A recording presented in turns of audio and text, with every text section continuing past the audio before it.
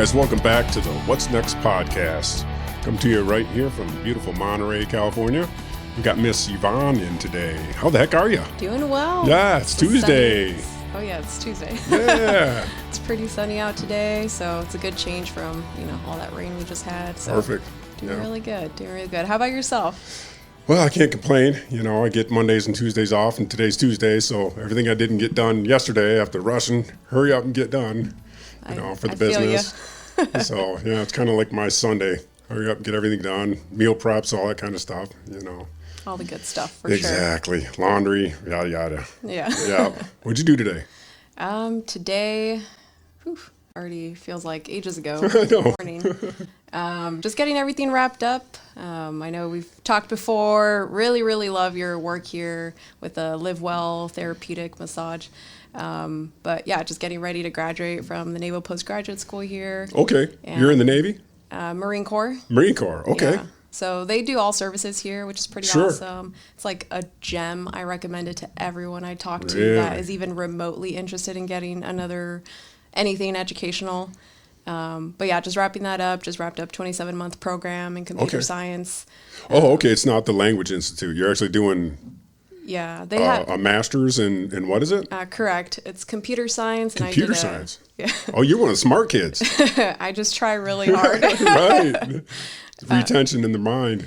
It was very challenging, but it was honestly one of the most worthwhile programs. So like DLI, like you mentioned, the Defense Language Institute, that's an Army school. I see. Out over that part of Monterey. Yeah, right. But then right across the street here from you, it's like really all sorts of different programs. A lot of them are technical. Some are less technical, but they still have, their analysis courses. But I did that, specialized in artificial intelligence with what they offered here. And it's just really cool. Like just what you get to learn about. Super cool. What a cool field. It is. Like a flash of the future too. If you wanted to go into something, they always said magnetics or robotics, that type of thing, back in the 70s. It's like now it's software. Right. How cool. Yeah, definitely. For robotics and AI. Holy cow. Tell me some more about that. All of my opinions are mine and not the representative of the Department of Defense or United States Marine Corps.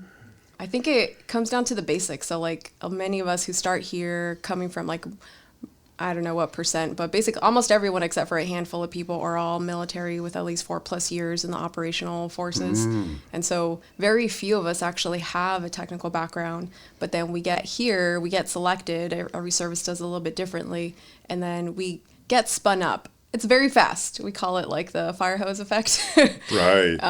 But it's really the people, like in particular, my cohort, that's what we call our groups here, that really came together during like smack in the middle of COVID. It had just started. So it was like half of our program was at home because it was all virtual. On the computer, huh? Yeah. So it was hard and for multiple angles because many of us haven't been in school for 4+ years.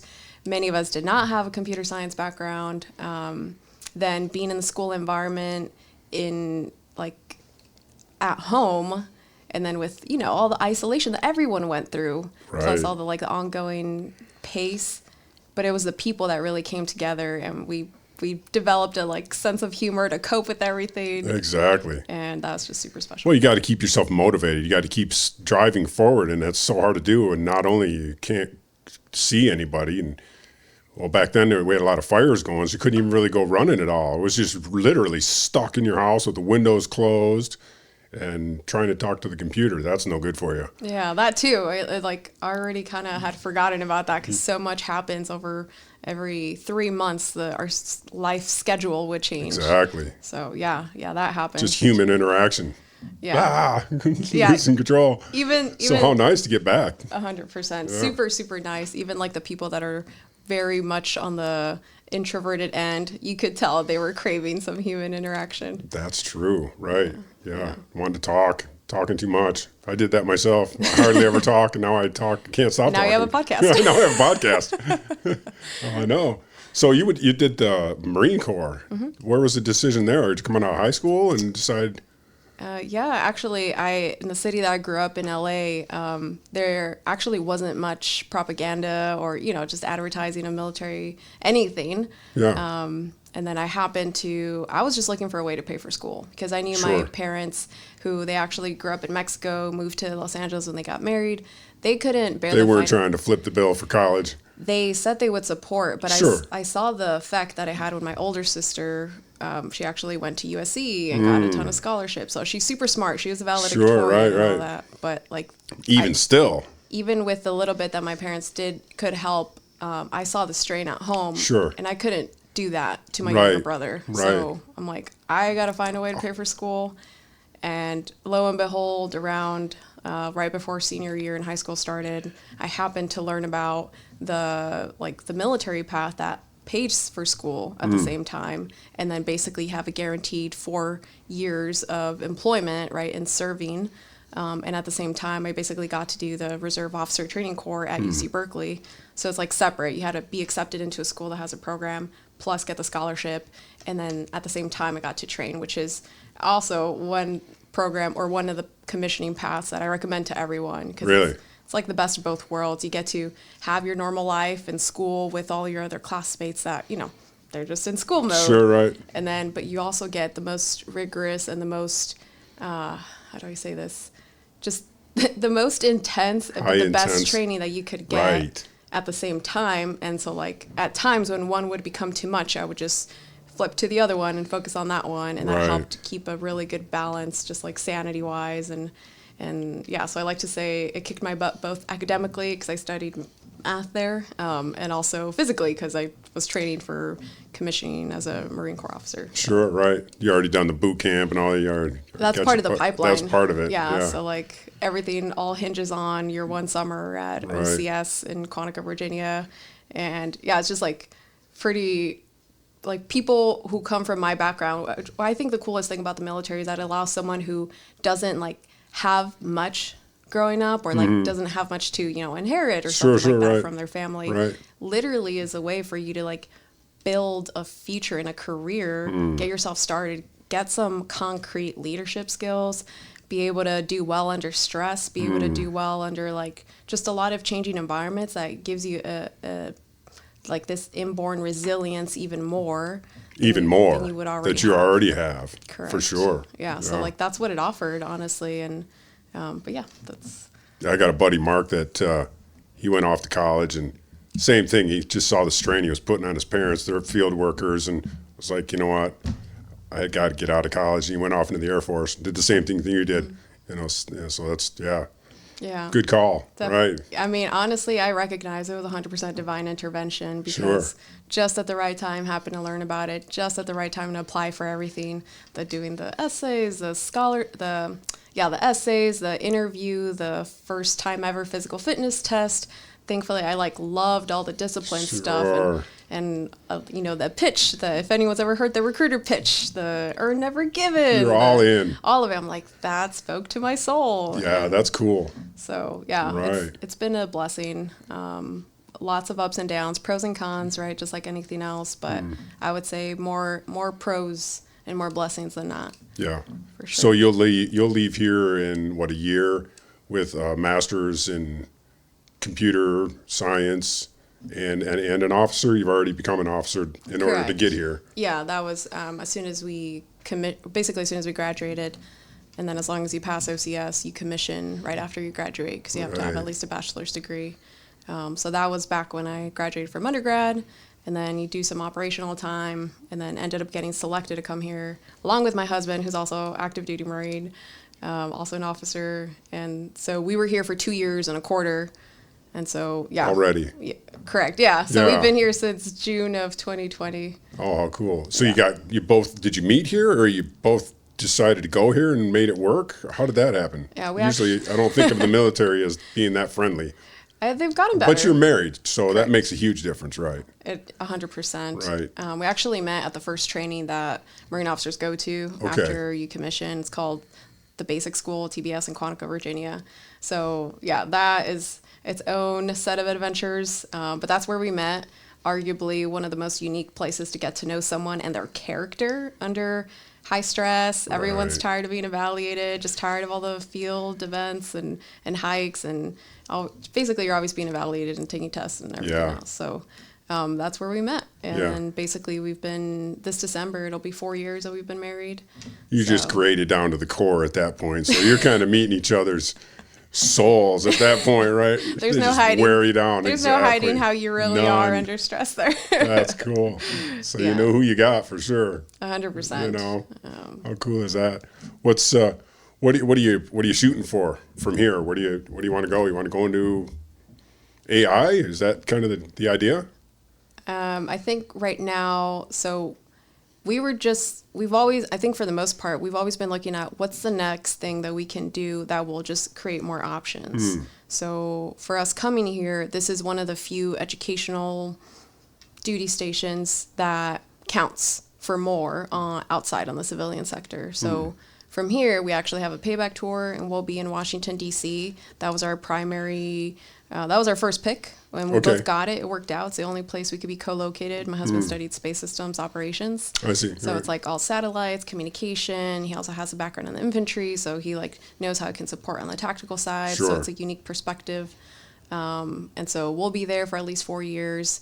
And then, but yeah, like exactly what you said, the type of education that we got here, we could very much go out into anything. Like Google engineer has definitely been on the horizon. Options are wide open then, huh? It's probably all over. That field just got to cover all kinds of things. Sounds like he'll probably shoot for Space Force after 4 years, wouldn't you think? It's definitely tempting, because they're newer and they're more almost like in a startup phase, which he absolutely loves.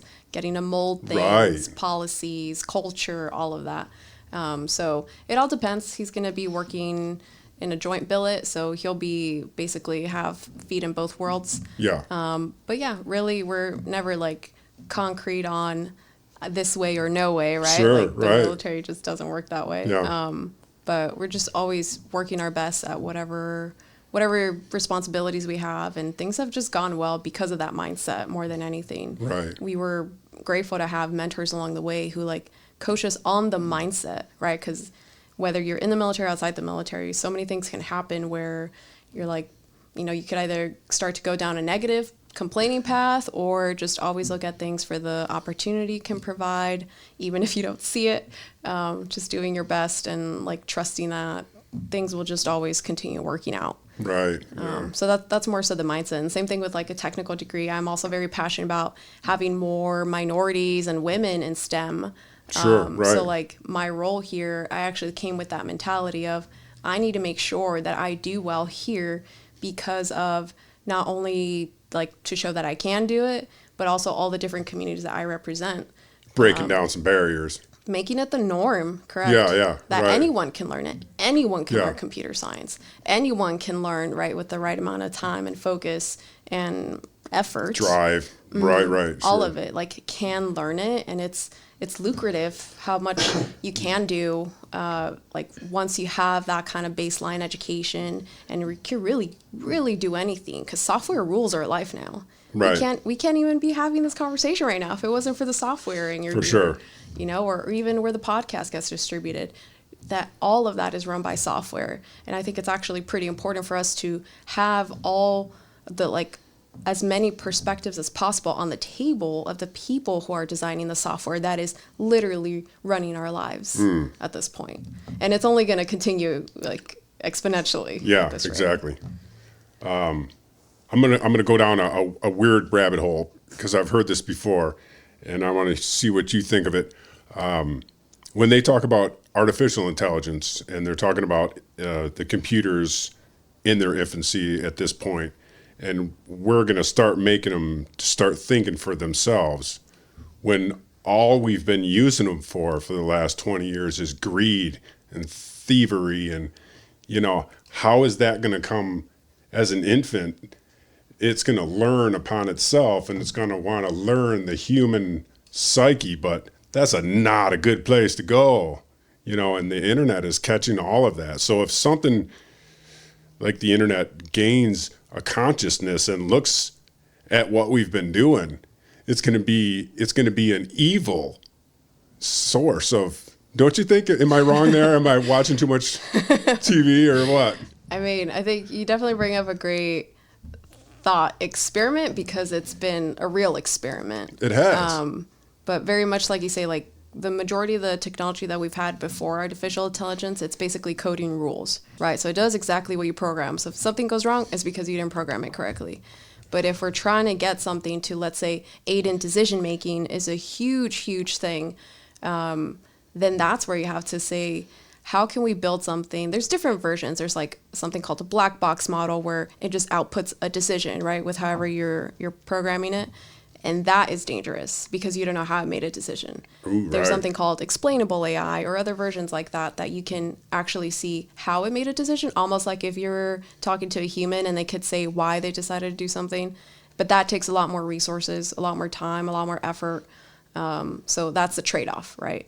And then, so there's actually been something like, for example, I remember very clearly in our intro to AI class, it was about some chatbot, and I forget the name, I think it was like Tay or something, that was meant precisely to learn from conversations online to try to like communicate with people.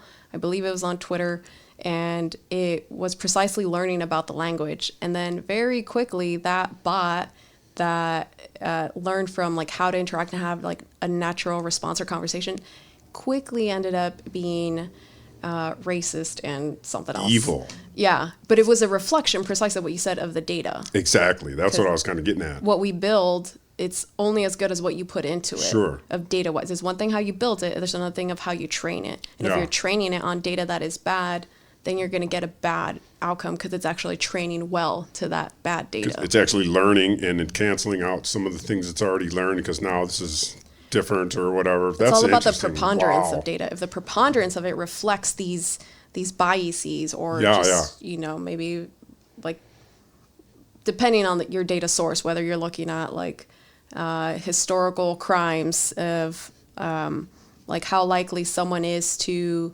be put into jail for a longer period of time, or like how risky they are. There's algorithms in certain counties in the country that have tried to predict someone's likelihood to reoffend. And then that influences to some degree, right? Like it influences a judge's decision of whether or not someone is going to be in jail longer or not. And that's huge because... By what?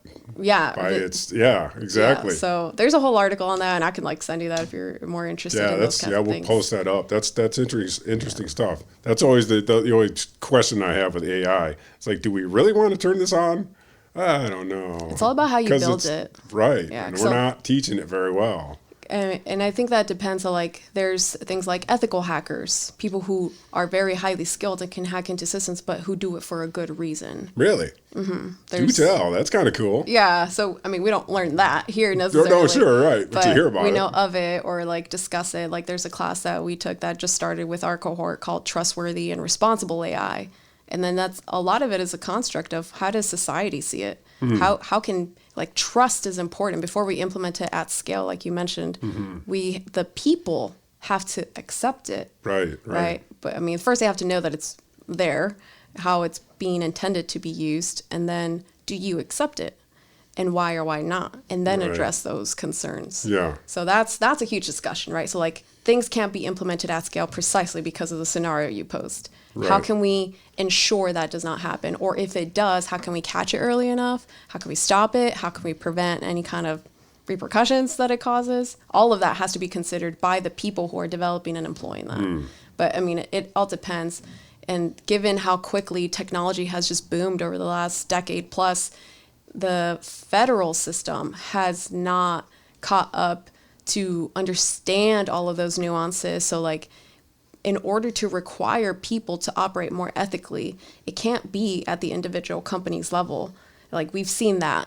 Some companies have done better, but for the most part, like the larger platforms people, right? It's a people issue, but the platforms facilitate people who want to do harm in some cases for a tool that was for all, purposes made for a good purpose.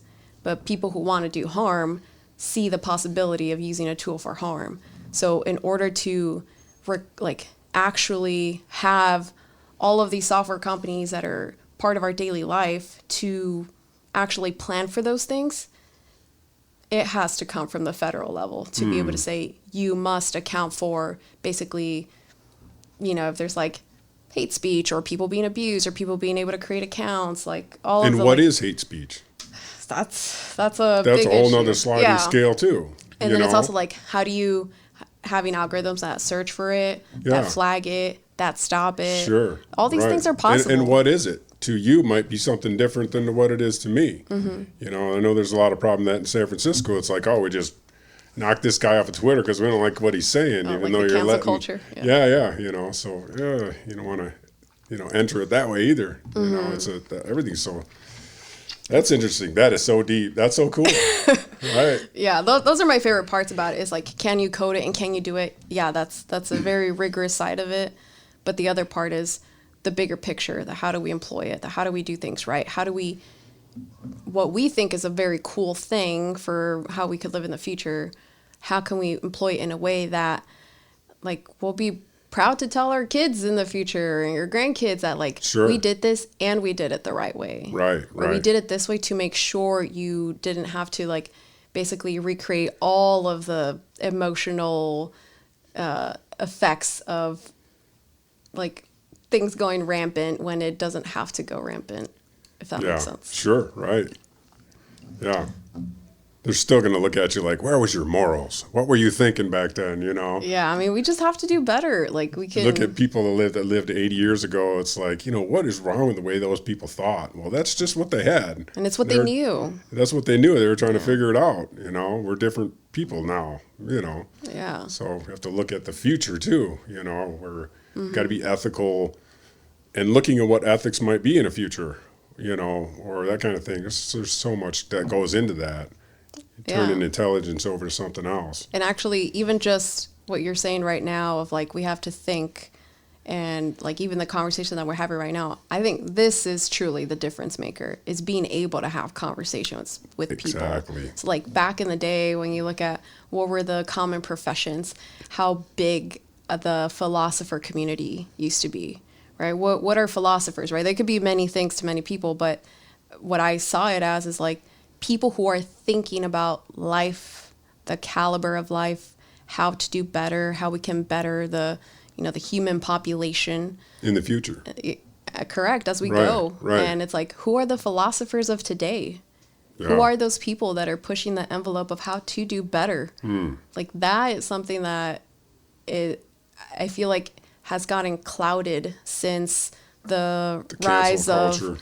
Well, really just social media, period. Whether cancel cultural or not, it's more of like just how much noise there seems to be that we can't really hear. Who are those voices that are championing a better future today in our version? Who are today's philosophers that are trying to think about things? And when we look at today's leaders, it's like, how do we identify them and how can we rise them up to hear that more clearly so that we can be challenged to think better? So, like, from what I have personally seen in my experiences, people who are more progressive minded or maybe who just care about how do we live better, it comes down to people. It comes down to, really at its most basic level, respect and dignity for one another. And then who are the people pushing that? Who are the people advocating for respect and dignity for one another? That is always what I am intrigued in, and really what I tried to imbue into my thesis work here, and what I hope to have as a conversation starter and my payback tour and everything. So, yeah. It's a kind of a thin slice of the population, though, the people that are living ethically and morally, so. I mean, I think people try for the most part. Like, I'd rather believe that most people try to do the right thing or try not to intentionally do the wrong thing. Right. And so it's kind of like what you're saying of being able to think for yourself of what is right and wrong, not what I see on media. Right. And not even social media, straight up, like, even movies and TV series that somehow reflect back society, but also showcase certain stereotypes that then get reflected back into society. Exactly. So it's like being able to anchor ourselves in our own morals of what are our non-negotiables. So yeah, Right. That's the stuff I love, and that's the stuff I love to talk about with people. Well, you know, I was listening to a thing the other day, a little bit off a track, but they were talking about European nations. They want to start using less energy. So some of the things they do in farming and that kind of thing, and through Europe, and they want to change the law so they're not using so much energy. Well, you know, in turn, you're not going to be able to feed a huge part of Africa, and 500,000 people are going to die in the next couple of years. But it's like, are you doing the right thing? Yes, I guess we're trying to use less energy so we don't wreck the planet as fast. But at the same time, what you're doing is causing harm in another part of the country. So, you know, sometimes you can be sitting and you're, okay, I'm being ethical, but are you? You know, it's a weird, depends on how you look at it. Do you know what I'm saying? Yeah. It's like almost like the ripple effects. Exactly. Of, like, if a certain population or small group are trying to advance themselves in some aspect, but then there is a ripple effect on other people who might be depending on that. Exactly. Which is a hard issue, right? Like, sure so that's is. something that I've come across. It's called a wicked problem. Where wicked or wicked? Wicked. Like, that's a wicked problem. It's a wicked problem in the sense that... totally. In the sense that it's so entangled of, if you were to try to understand, well, you address the issue of energy and you address the issue of basically climate change and also like just people who are hungry, who are lacking food, water, basic necessities. So it's like all of those are huge issues. And if you try to pull that string back of this knotted ball of cause and effects and things that things are affected by, there's just no singular start end. Isn't that crazy? So that's a wicked problem, and you know, a very in the way that I understand it to be. Yeah. But yeah, like it's. I didn't mean to take you down that rabbit hole. No, I mean it's connected. I love discussion like that and deep thought like that, and it's just super cool. So tell me, where'd you come from? Where'd you grow up? Your folks came in from Mexico. Yeah. So when did they get here? The state of Guanajuato, León, Guanajuato, in Easy Mexico. for you to say. Yeah, try it. León, lion in Spanish, Guanajuato. Yeah, they grew up there. And lion, wait, what? Lion, what does it mean? León is lion. Lion? Yeah, and then Guanajuato is just a state name. Oh, okay. Yeah. Right. Okay, just, all right. Anyways. Casual. That's where your folks grew up. That's where they grew up. Is that Mexico or where's that? That is Mexico. Yeah, okay, yeah, cool. It's in kind of central. If you were to drive an hour either east-west, you would hit the water. Oh, really? Basically. Okay. Yeah, Okay. Yeah, so they grew up there, and they had much less than what the typical American household has here. Sure. But they, like, worked their butts off. My mom, she's gone through a lot of hardships, and she is literally the biggest contributor to my character. And I like to say, little did she know growing up, she was preparing me to be fully, like, in all aspects, to be prepared for the Marine Corps. Right on. She did not know. Are they both still alive? Yes, they're still here. Cool. They're Nice. coming for graduation. Righteous. So I just really seen how hard my parents worked growing up, and my mom, even though she lost her mom at a young age and had basically to figure everything out herself at such a young age, she managed to graduate as a nurse in Mexico, which is a very prestigious profession. Huge. She worked in the operating room, basically. Wow. She was getting her second degree as a social worker over there when she met my dad. And then, so like, my mom, more than anything, was a proponent and pushed my older sister, who was very successful academically, professionally, myself and my younger brother, to focus on getting our education for just the options that it provides. And so when it came to us growing up, you know, like, it was a must. It was no questions, no ifs, ands, or buts. We had to get our education. We had to do better, really, for the family, for ourselves, for our future. So really have them to thank for that. And grew up in Los Angeles basically my whole life. And Went to school at UC Berkeley, so Bay Area, super different. Yeah. I am biased towards Northern California, Northern, Bay Area. Right. Yeah, the first time I heard people say the word y'all, or sorry, no, yeah, y'all and hella, they used to say that a lot. Hella. And it just kind of just means a lot, right? Sure, right. Hella. And Yeah.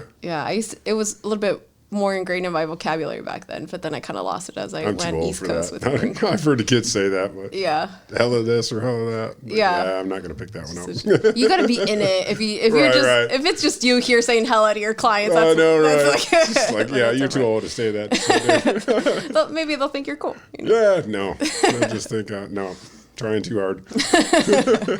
You can pass. Well, that's cool. You grew up with some badass women surrounding you, kind of 100%. teaching you how to be, self-sufficient and off on your own. Yeah. Mom's got to be so proud. 100%. And she is, but I still continue, in anything that I do, I just want to make my parents proud. Sure, right. Yeah. Exactly. More than anything. I just really appreciate them. And I like being at this stage in life where, I went through my teen years where we had a rocky relationship, Yeah. but Sure. as soon as I left home, our relationships instantly improved. Yeah, right. Because then I realized how much guidance I needed.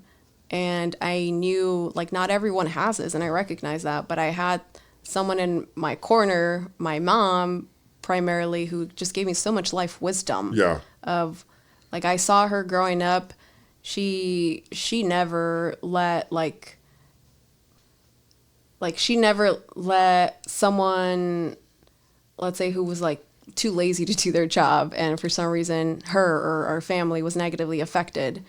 She did not go down without a fight, and she always won. Let's just say that. Exactly. She always won. So I saw her Find a way. Yeah. Oh, she found a way. Right. And I saw her that Sure. that spirit of whatever you got to do, and anything, especially for your family, that you have to stand up to make sure they have what they need. You will do that. There is no Right. there's no other option. You will make sure your family's taken care of. And it wasn't for her active involvement when, I grew up in the public education school system, and since I was in third grade, I started doing really well in math.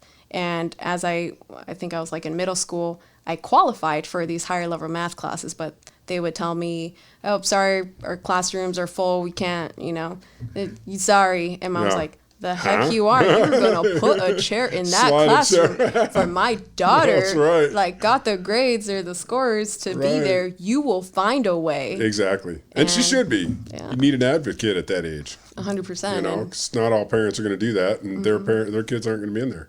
Yeah, 100%. And yeah, But you better stand up, kick some ass once you get in there, or Mom's going to be up in your face, won't she? Oh yeah. She definitely made sure we had what we needed, but it's moments like that she showed me how to fight for getting, accomplishing whatever goal or getting things done, or even if it meant helping someone else out in a situation. So it's that kind of, I say fire, but it's Sure. it's the determination to do what is right. I think more than anything is what I saw growing up, and she never backed down. Yeah. And that's That family values is huge. 100%. Because that's what she's thinking about. She's not really thinking about herself that much at all. Every 100% is advancing the family, whether it's because of the Mexican culture or because it's coming to a new land and having to fight extra hard to Everything. get that, all that. I don't know. We've kind of lost that family type of thing in America with the white people, anyways. It's I see the Mexican people; they're so into familia, something like that. And I haven't talked to my dad in a decade. It's I don't know where he is even. But you just wouldn't let that happen. I think it depends on people. So Sure. my mom grew up more like that, so she did that inherently. My dad, he didn't put as much intentional effort to get us around his family, so naturally we became closer with my mom's side of the family. So it's a bit of give and take. Maybe that is not more every common. family is like that, Yeah. but it's a choice. Sure. It's a choice, whether it's part of your personality or not. Yeah. If family is important to you, you have to do it even when it's inconvenient. Mom's mom wouldn't let you get away. Yeah. Or dad's mom, maybe. Yeah, whatever. Yeah, I mean, it depends, right? Like, I'm a firm believer, we can create the environment that we want. Right. And it's not always easy. And of course, we've like argued as families, but we always come back together. Sure. And so, because gotta argue. You got to do it. I had this guy on the podcast, maybe a few months back, and he has a wine company up in Washington, and the one wine that he makes, I'll probably say it wrong, but Maglione or something like that. It's Italian for a better life, because his grandparents came over from the old world to come to America to give their family a better life, and it was just assumed that you are going to do well. You know, that wasn't there wasn't an option of anything else. You know, from an Italian family, you're from a Mexican family. So it's something about coming to this land, you know, of opportunity, and just like, now you're here, do it. You know? Yeah, it's actually pretty similar, very much. Like it makes sense. It's very, that's really resonates cool. a lot. Yeah, that's cool. Yeah, super guy. Yeah, that's pretty cool. You seem awesome too. So I'm gonna fight to get along. You know?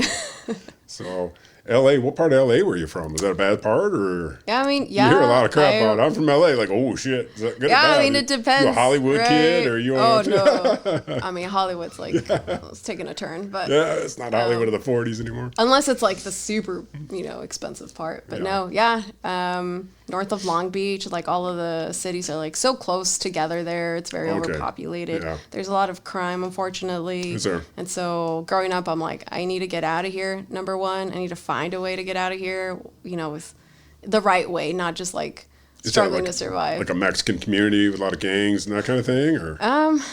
I'm from way up in the woods, so forgive me. You're from Michigan, right? They don't have that. Like, is it what I see in the movies? Yeah, right.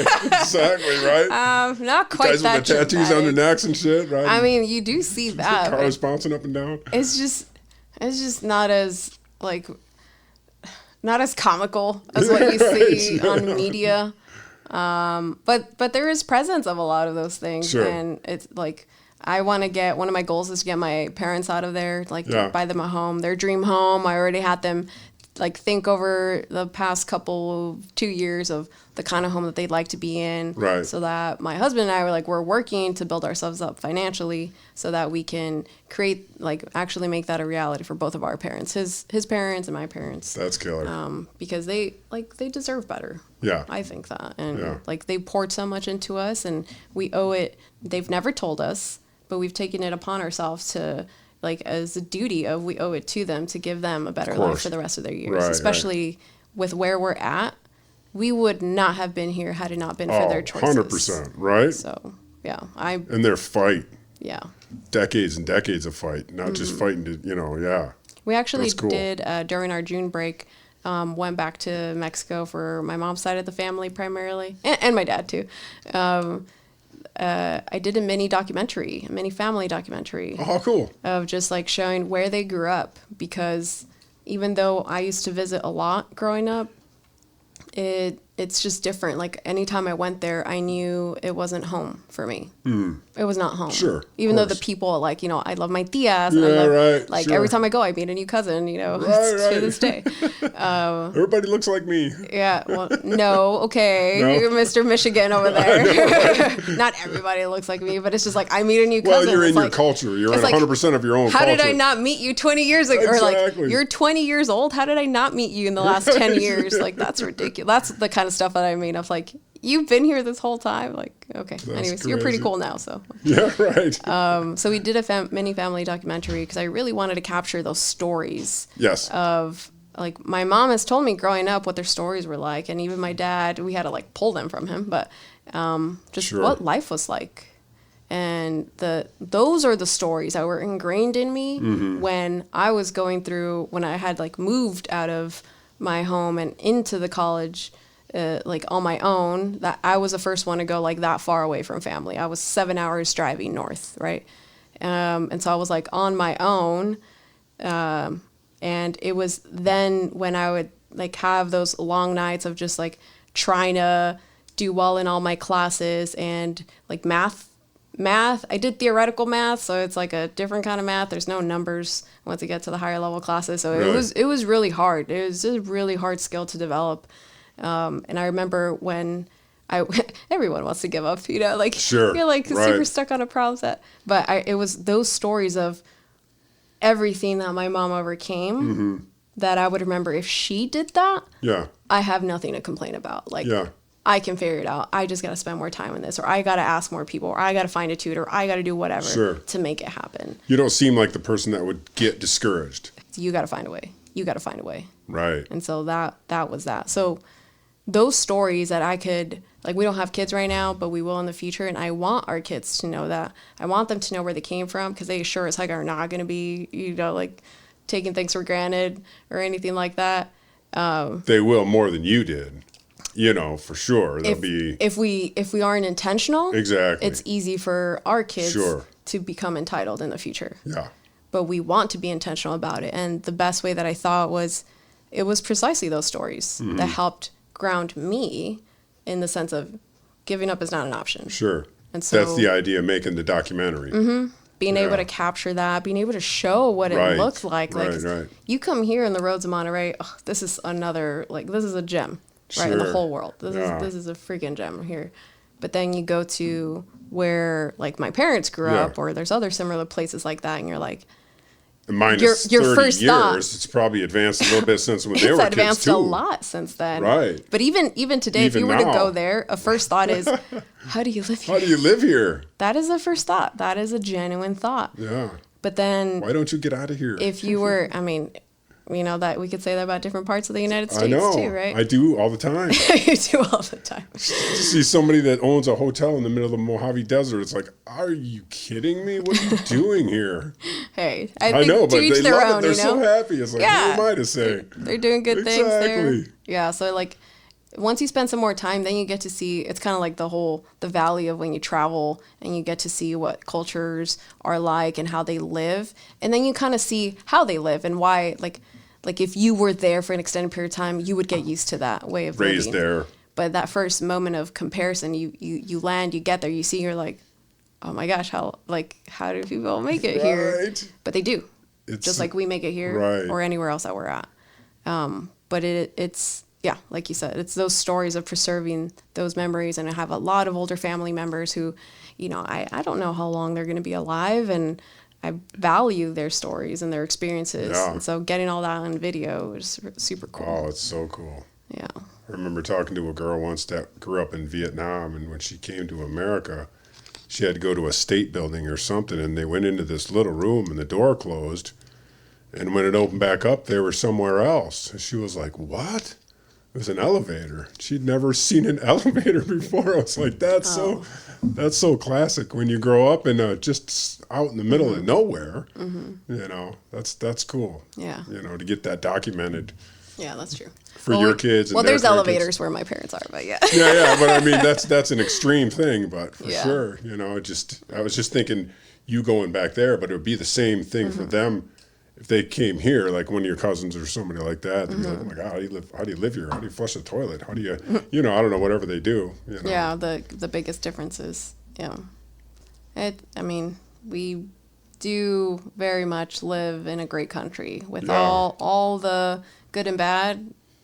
Yeah, there's just no place else like where we live. Yeah. So cool. It's super patriotic, but it's true. Yeah, exactly. Yeah. I loved math going to school. I didn't make it very far in school, but I remember that math just seemed to work in my head. Where language, my mom was an English teacher, just right over my head. I just couldn't get it in line, but boy, those math classes just seemed to make sense. There was a couple of weeks after summer vacation where everything was a little rusty, but you start doing your numbers and bang, it all just starts working. I ended up being a home builder and putting roofs together and all that, and that helped with the angles. Nothing near with the math and what you're talking about, where you are past where you're dealing with numbers. I don't even want to know. It's all proofs. It's like all logic.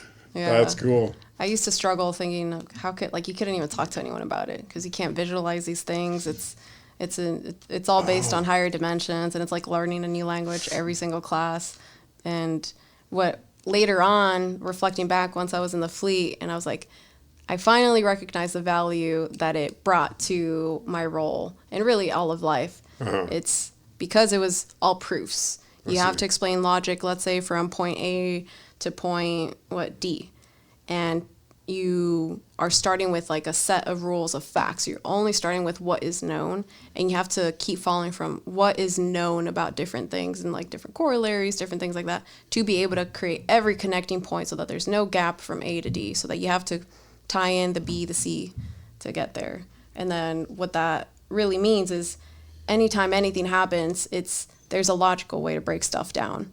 And is my eye twitching? A little bit. Too much. Basically, it just helps you like break down any situation into things that are logical. Yeah. So like that itself is a skill that you use in your whole life. So I'm super grateful for that. But I think like what you said, like the numbers that it might have clicked for you, I also think the way it's first presented to us makes a huge difference in how we approach it, whether it's favorably or unfavorably. So that's why like teachers have such a huge impact. Right. So if you like have a negative, if you like feel pressure or feel like shame in any way, right, for some reason in class, right, because they could be like putting on the spot or different things, that then gets like ingrained in you, and then you're less likely to continue doing the things that would otherwise build your proficiency. Sure. So yeah. So that's huge, actually, just being able to. That's a mental thing, because you can, I deal with a lot, like well, it's, what am I trying? I don't want to go off too far off, but if you set something off negatively in your head and you keep connecting it with something negative, as soon as you think about that, your brain's going to go negative. Exactly. I don't want to get too deep, but that's so correct. that's kind of what, Yeah, but I what think you're doing. When you're a kid, though, it's like that's a teacher's responsibility in my eyes. Right. Teacher/parents, right? Like anyone who can help in that developmental role. So like that's a huge thing, is do you have a positive experience when you're being introduced to some of the core, school things. Sure. Right. Yeah. We've all had teachers that have meant a ton to us, 100%. And it's all because of that, because they turned you onto it at a positive way, and made you excited about earth science. Was one of mine. I just love, frogs and all that kind of stuff. And that's why you have all your tools in your building houses and, growing up in the woods. Well, I'm a Hollander, so we are always furniture builders. So I love putting wood together, but there you go. That's, of course. Well, hey, I had a great time talking to you today. Yeah. I'm a little overloaded. You're way too smart for me. This is a great conversation. It's a great conversation. No, I very interesting talking to you and seeing your path, where you're going. You're very driven, and I'm excited for your future. Thank you, young lady. It's a long way to go. Yeah, I mean, we gotta. I truly believe we're all made for a purpose.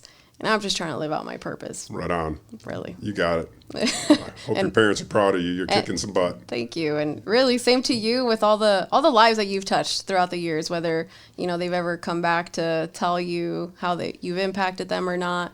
Just like, I could tell you're very down to earth, and I think that goes a long way. Just being a decent person and being decent to other people. Like one of the people who's also here at Naval Post Graduate School, her name is Dominique.